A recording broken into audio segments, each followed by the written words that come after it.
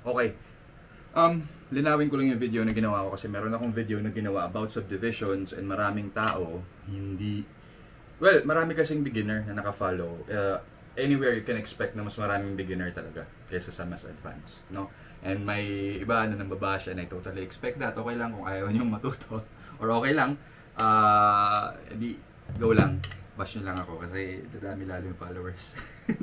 Anyway, sige po. Pero para to sa mga gusto matuto at para sa mga beginner yung nagtanong sa akin, what do I really mean? Kasi nga naman, sinabi mong subdivision, hindi naman normally sinasabi yan or hindi mo naman yan normally naririnig eh.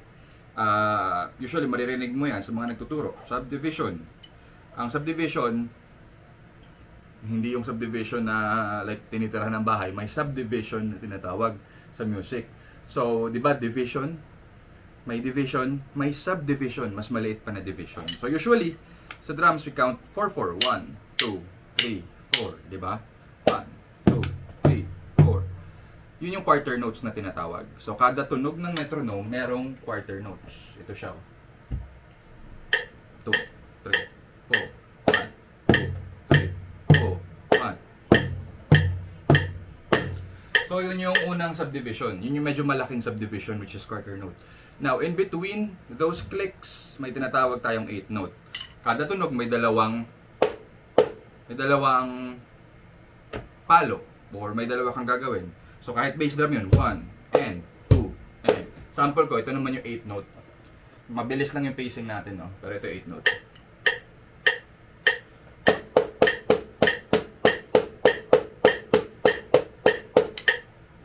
One and 2 and 3 and 4 and 1 and 2 and 3 and 4 and... Ngayon, ano yung sabi ko na hindi pantay yun? Sabihin natin, ang hirap na sa akin na hindi siya gawing pantay kasi masyado ko itong pre-practice. Mararamdaman ko eh. 1 and... Hindi. Nag-triplets naman yun. So anyway, ang hirap niya gawing hindi pantay for me dahil... Maniwala kayo sa akin, yun yung kinaka-adikan ko. Mag-practice ever since for many years na mga boring stuff, nagro-rudiments ako. So, next na subdivision is 16th note. Ang 16th note, ibig sabihin, may 4 na tunog sa isang click. Tap, tap, tap, tap. So, may 4. Tap. 1, 2, 3, 4. So, kada number, 1 EN na, 2 EN na, 3 EN na, 4 EN na. Tapol natin. 3,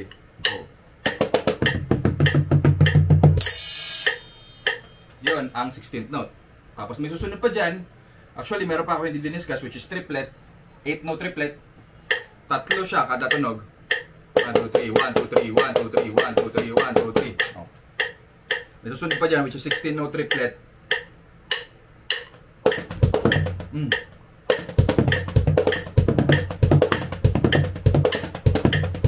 Yun. 6 yun. 16 note triplet.